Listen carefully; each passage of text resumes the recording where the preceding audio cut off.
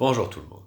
Donc hier c'était le 26 janvier, il y avait une manifestation à laquelle j'ai participé, organisée par une intersyndicale pour la défense des conditions de vie et de travail des étudiantes et des étudiants d'un côté, puis les conditions de travail des enseignants et des enseignantes. Euh, et voilà, il y a cette image que je vous ai présentée au début de la vidéo qui m'a sauté aux yeux des infirmiers et des infirmières de l'éducation nationale avec leur couverture de survie.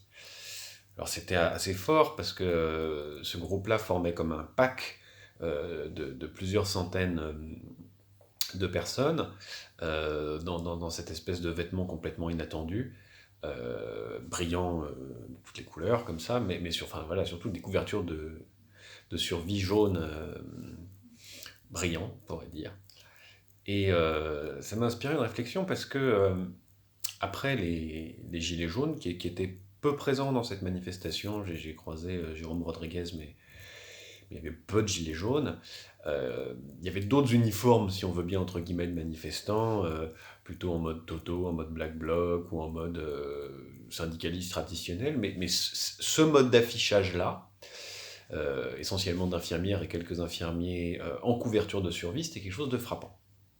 Alors, euh, après le gilet jaune, c'est la deuxième occurrence d'une forme de protestation à travers un vêtement jaune. Et ça m'a amené à une petite réflexion sur le jaune, la couleur du jaune. Pourquoi est-ce qu'on met du jaune en manifestation? Qu'est-ce que ça dit? Et puis, on va voir assez vite qu'en fait, le vrai point commun entre le gilet jaune et la couverture de survie, c'est pas du tout le jaune, c'est pas tellement la couleur, c'est une nouvelle forme de positionnement dans la revendication, dans la manifestation vis-à-vis du pouvoir, qui met d'abord en avant, consciemment ou inconsciemment, une vulnérabilité. Une vulnérabilité. Le gilet jaune, c'est ce qu'on met sur le dos quand on est un cycliste par rapport à des grosses voitures, ou quand on est un automobiliste et qu'on est obligé de descendre sur la route pour faire une réparation, c'est pour signaler qu'on est vulnérable. La couverture de survie, c'est après qu'on se soit fait renverser et qu'on attend les secours. C'est l'étape d'après. C'est un niveau de vulnérabilité encore supérieur. Et voilà, je vais vous proposer dans cette courte vidéo de réfléchir, bon, d'abord un petit peu au jaune, et puis ensuite à cette notion de revendication de la vulnérabilité. Allez, on est parti pour un petit peu de réflexion sur le jaune. Celui qui va nous en dire plus sur l'histoire du jaune, c'est Michel Pastoureau, donc, qui a consacré un ouvrage à cette couleur, le jaune. Et qu'est-ce qu'il nous dit? Il nous dit essentiellement que c'est une couleur qui a connu une utilisation très tôt dans l'histoire humaine. On la retrouve déjà dans les peintures pariétales, parce que l'humanité en a acquis la maîtrise technique.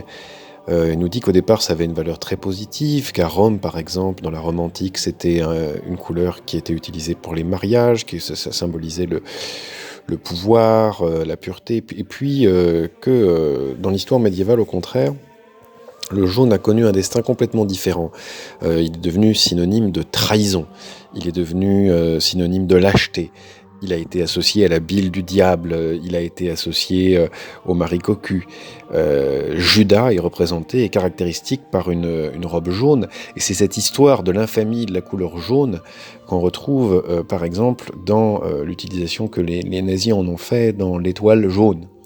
L'étoile jaune qui était là pour marquer d'infamie les populations juives. Bien. Alors, dans notre présent, on voit bien que cette couleur-là, cette valeur très néfaste, cette valeur très négative, a été en quelque sorte diluée, absorbée, oubliée, et on retrouve le jaune un peu n'importe comment, un peu n'importe où. Alors, on retrouve le jaune sur nos boîtes postales, on retrouve le jaune dans les équipes de foot. Il y a des jaunards, tiens, j'aurais pu vous parler de Sochaux, ou de l'équipe de rugby de Clermont. On retrouve évidemment le jaune dans le maillot jaune, on trouve le jaune même dans le symbole de touche pas à mon pote, développé par SOS Racisme. On retrouve le jaune beaucoup dans les machines de construction. Et puis évidemment, on retrouve le jaune chez les gilets jaunes. Bien. Alors voilà, maintenant on va essayer de réfléchir à une mise en parallèle entre le jaune du gilet jaune et le jaune des couvertures de survie, parce qu'on voit bien dans le fond que l'histoire du jaune, même s'il doit marquer notre inconscient collectif, ne nous dit pas grand-chose, parce qu'on a au début une valeur très faste, et puis ensuite une valeur très néfaste, et puis aujourd'hui, dans notre présent, une forme de disponibilité de la couleur, puisqu'en effet, elle ne signifie plus rien de clair par elle-même, elle ne suffit pas par elle-même. Alors que nous disent le gilet jaune et la couverture de survie jaune? Alors comme vous le voyez, le jaune a en quelque sorte perdu sa signification occidentale classique, qui est en quelque sorte une couleur de la trahison, une couleur de l'infamie, une couleur de la traîtrise, pour devenir quelque chose de relativement commun.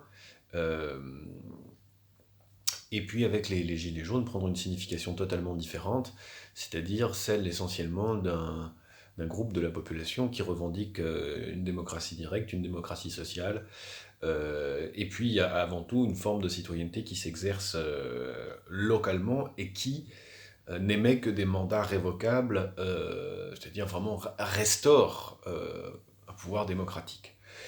Bon, il n'en demeure pas moins que euh, quand on met un gilet jaune et quand on met une couverture de survie, d'une manière ou d'une autre, consciemment ou inconsciemment, volontairement ou non, on met en scène sa vulnérabilité.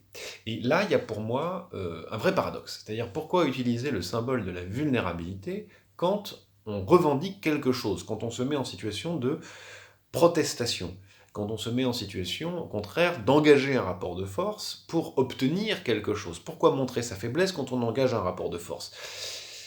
Pourquoi montrer sa blessure? Pourquoi mettre en scène sa fragilité, sa vulnérabilité, quand on vient au contraire engager un rapport de force, dire sa puissance, dire son bon droit? Ça se retrouve, ce paradoxe, dans le discours même des individus. Les gilets jaunes venant dire, voilà, bah, par exemple, on est frappé de plein fouet par telle ou telle situation économique, on est frappé de plein fouet par telle ou telle situation sociale, telle ou telle décision politique, telle ou telle disposition du gouvernement. Par ailleurs, on est frappé par la police, on est violenté par les forces de l'ordre, et puis simultanément, nous sommes puissants, aou, aou, aou, on va revenir, on est en force, on est légitime. Bon. De la même manière, les infirmières et infirmiers, qu'est-ce qu'ils disent ce 26 janvier, au moment où je les filme, on est à la fin de la manif, on est juste à côté de la rue de Grenelle, à 2 pas au croisement avec la rue de Grenelle, en fait, on est à 2 pas du ministère de l'Éducation nationale.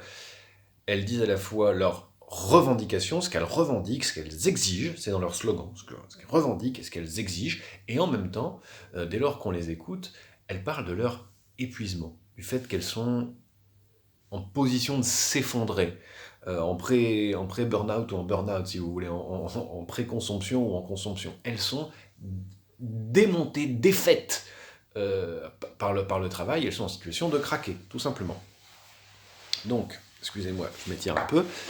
Euh, Elles sont dans une situation où à la fois elles revendiquent, à travers un statut de citoyen manifestant, le droit à revendiquer des droits, le droit à revendiquer des nouveaux droits, le droit à ce qu'on les consulte pour établir leur participation à l'effort collectif dans la lutte contre la Covid-19, puisque là c'est de ça dont il s'agit.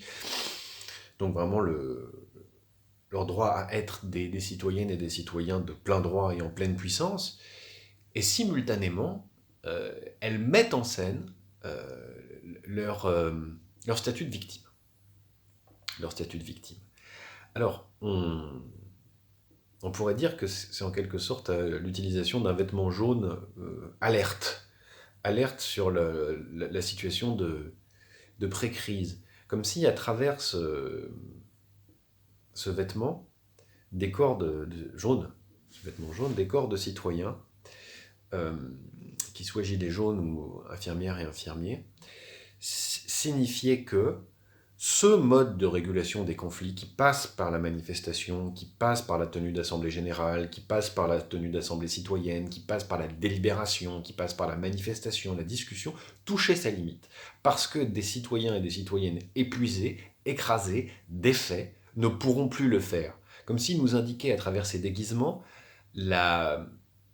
la fin imminente de la partie, de cette partie-là, de ce mode de régulation des conflits-là, de cette façon de faire de la démocratie représentative, avec néanmoins un accès au droit à avoir de nouveaux droits à travers la jurisprudence et à travers la manifestation et la revendication.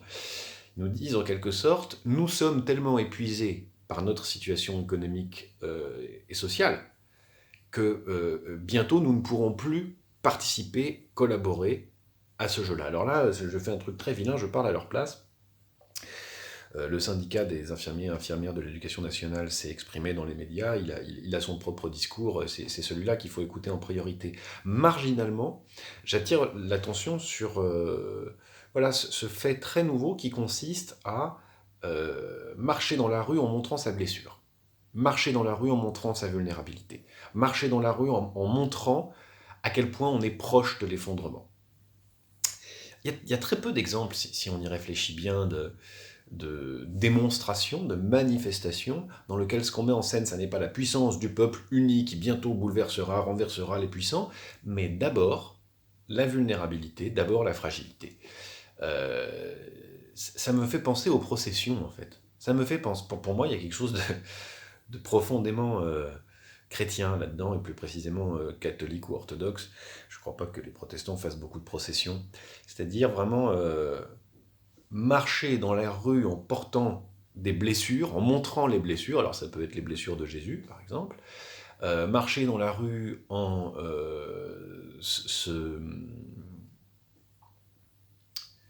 voilà, pas dans une situation d'imploration, mais dans une situation où ce qu'on montre d'abord, c'est notre extrême vulnérabilité. Ça me fait penser aux processions.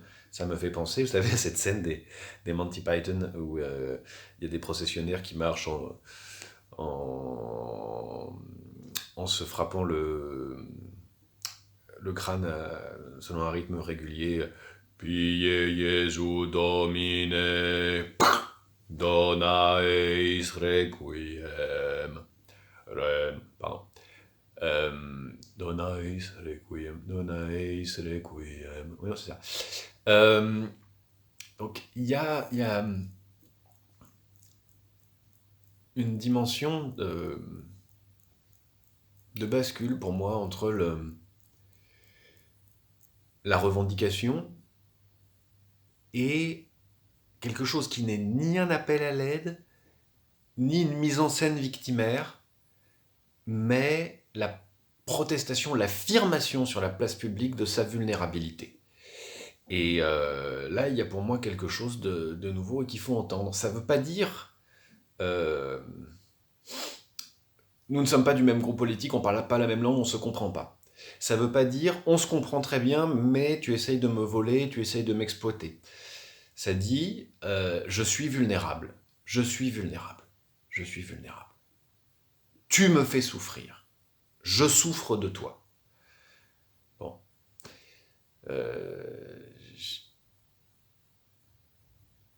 J'ai bien conscience que, notamment du côté des Gilets jaunes, il y a quelque chose d'un peu abusif à rapporter ce propos-là, puisque, effectivement, ils ont proposé des formes de rénovation de la vie républicaine pour la tirer vers des formes de démocratie réelle, concrète, qui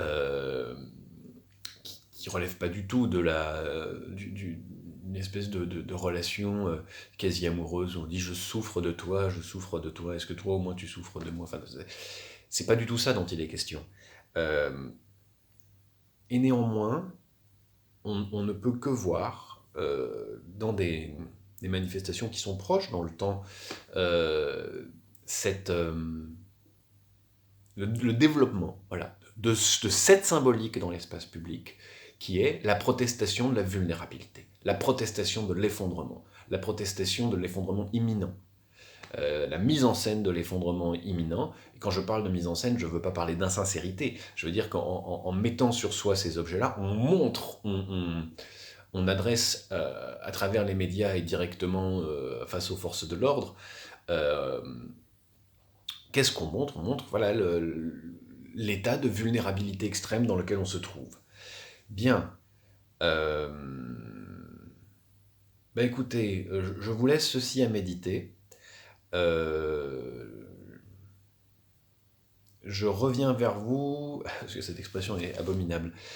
Vous aurez de mes nouvelles et une nouvelle vidéo, probablement le 4 février.